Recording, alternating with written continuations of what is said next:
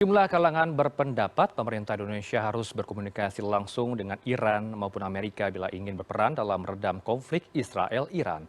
Untuk membahasnya bergabung sore ini bersama kami melalui sambungan daring ada Profesor Hikmahanto Juwana selaku Guru Besar Hukum Internasional Universitas Indonesia. Selamat sore. Assalamualaikum, Prof. Waalaikumsalam, Mas Harino. Ya, Mohon maaf lahir batin. Mauratin juga, Profesor masih dalam suasana Idul Fitri begitu ya. Prof, kalau melihat kacamata Anda bagaimana ada statement yang dikeluarkan oleh FPCI, Pak Dino Patijalal, yang tegas mengatakan Indonesia ini harus juga komunikasi langsung dengan Iran maupun Amerika. Apa dampak komunikasi tersebut terhadap Indonesia, Pak?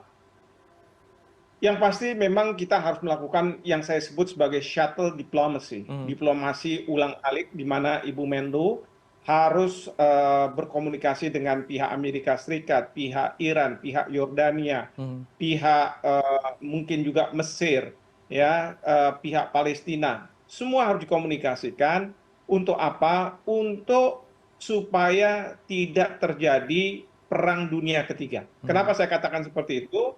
Karena serangan Iran, walaupun tadi disampaikan oleh Israel ataupun pemerintah Amerika Serikat, tidaklah seperti yang mereka bayangkan bahwa mereka justru bisa mengintercept serangan-serangan drone, tetapi kan kita tahu bahwa Amerika Serikat sudah menyampaikan, kalau Israel akan membalas serangan tersebut, maka Amerika Serikat tidak akan berada di belakang Israel. Ini artinya apa? Amerika Serikat tahu, kalau misalnya Israel akan menyerang, dan kemudian Iran sudah menjanjikan apabila saya mendapat serangan balik maka saya akan menyerang lebih masif lagi, lebih besar lagi. Dan kemudian Amerika Serikat harus turun, kalau harus turun nanti Rusia, kemudian mungkin juga China, Korea Utara akan juga turun. Mereka turun bukan karena masalah membela Iran, bukan, tetapi mereka tidak suka dengan Amerika Serikat yang selalu berada di belakang Israel meskipun Israel setelah melanggar hukum internasional yaitu melakukan serangan ke konsul Iran di Damaskus, Syria. Seperti itu, Mas. Baik, tapi kalau kita lihat ya, Profesor, dalam negara ASEAN yang paling aktif hanya Indonesia dalam resolusi PBB. Karena dari resolusi PBB pun kita lihat geopolitik sebelumnya belum bisa memberikan hasil yang efektif untuk sebuah perdamaian. Apa kemudian yang harus kita perhatikan dengan kondisi Indonesia harus berdiri sendiri untuk resolusi PBB ini? Begini Mas Herino, terus terang kalau kita bicara soal Perserikatan Bangsa-Bangsa, banyak pihak kecewa dengan performa Perserikatan Bangsa-Bangsa. Dan ini semua karena Amerika Serikat punya hak veto di Dewan Keamanan PBB. Kita dengar apa yang disampaikan Perdana Menteri Netanyahu dengan mengatakan bahwa kami akan terus menyerang Gaza, tidak akan ada siapapun yang bisa menyetop kami. Ya, tidak Den Haag, maksudnya Mahkamah Internasional, tidak juga PBB, tidak siapapun. Ya, mungkin juga dia katakan tidak ada negara manapun yang berani untuk menyerang Israel. Tetapi kita lihat sekarang, Iran berani melakukan serangan itu. Dan itu Iran mempunyai basis, karena berdasarkan piagam PBB pasal 51, Iran punya hak untuk membela diri. Sekarang pertanyaan kita, apakah Israel ketika mendapat serangan dari Hamas pada tanggal 7 Oktober, dia tidak menggunakan hak itu, hak untuk membela diri. Cuman bedanya dengan Iran adalah Israel tidak melakukannya secara proporsionalitas. Buktinya apa? Sekarang sudah 30.000 nyawa mereka yang tidak berdosa menjadi korban. Kalau Iran kan sudah mengatakan, ini serangan saya lakukan, saya akan berhenti sampai di sini. Tapi kalau saya mendapat serangan balasan, maka saya akan bisa lebih menyerang balik Israel. Itu artinya apa? Serangan yang kemarin itu hanya warning ya kepada Israel. Warning untuk apa? Jangan menyerang Iran setelah serangan Iran itu karena dia menggunakan hak untuk membela dirinya. Dan yang kedua, jangan lagi menyerang Gaza. Ya, kita tidak kalau dari sisi Indonesia kita tidak care apakah Gaza, Hamas itu di backing oleh Iran dan sebagainya. Tetapi kita tidak bisa melihat manusia-manusia yang tidak berdosa menjadi korban atas serangan Israel ini. Apalagi sekarang. Sekarang mungkin serangan sudah mulai mereda dari Israel. Tetapi apa? Tentara-tentara Israel membiarkan para pemukim ilegal di Palestina dari masyarakat Israel melakukan serangan-serangan pribadi ke Palestina, rakyat Palestina yang ada di sana, membakar mobil mereka dan lain sebagainya. Ini kan suatu tindakan yang tidak sesuai dengan kemanusiaan. Ini tidak sesuai dengan hukum internasional. Tetapi selama ini Amerika Serikat selalu mendukung dan berada di belakang Israel. Israel.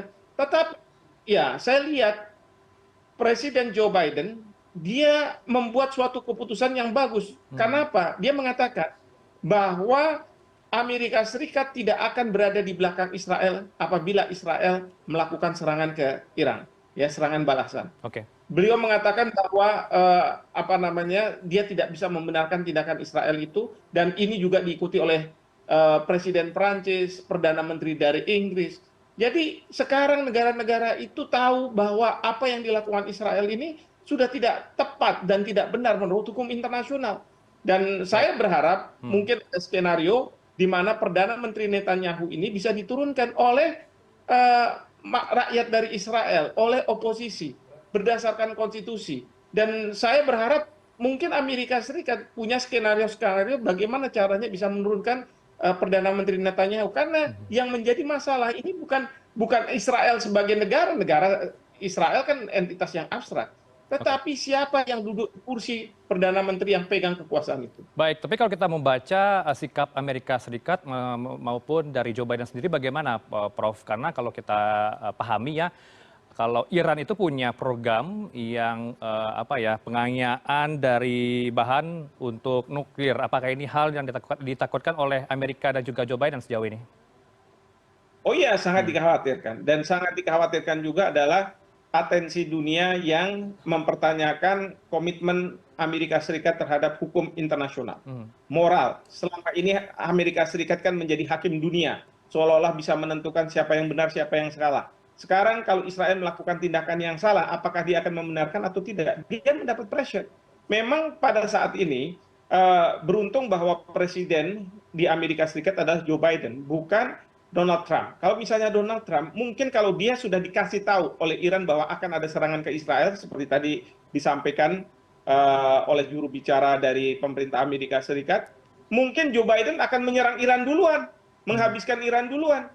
Ini kan tidak. Jadi Iran juga sebenarnya dia bilang, saya punya hak untuk membela diri saya loh. Saya akan melakukan serangan, tapi serangan itu tidak ditujukan ke misalnya pemukiman sipil. Itu kan proporsional, instalasi militer. Dan diberitahukan karena diberitahukan mudah untuk diintercept. Maka menggunakan Yordania sebagai tempat untuk mengintercept peluru-peluru itu. Itu artinya apa? Iran marah, tetapi proporsional. Tidak seperti Israel.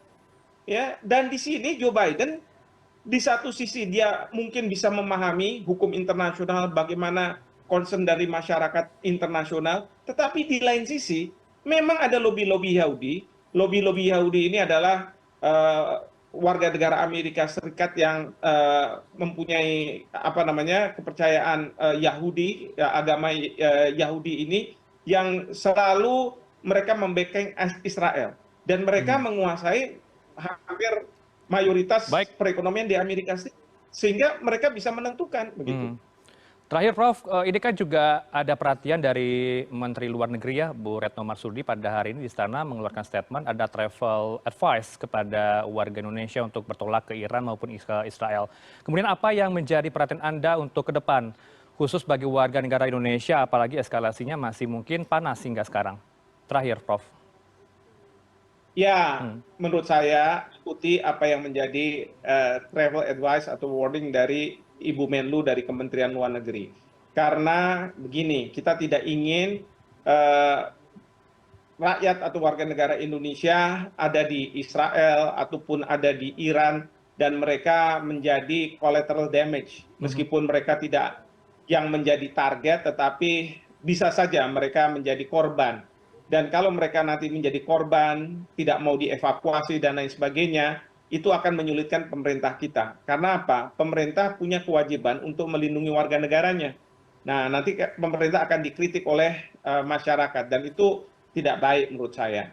Jadi pemerintah sudah melakukan yang terbaik, yaitu memberikan travel warning. Bahkan yang saya dengar Direktorat Perlindungan Warga Negara Indonesia juga sudah menyiapkan Oke. skenario supaya warga negara kita bisa dievakuasi, baik itu dari Iran maupun dari Israel. Jadi seperti itulah. Baik, terima kasih untuk sudut pandang Anda bersama kami di Newsroom sore ini dengan kami, Pak Profesor Hikmahanto Juwana, Guru Besar Hukum Internasional Universitas Indonesia. Selamat sore. Assalamualaikum, Prof. Waalaikumsalam, terima kasih.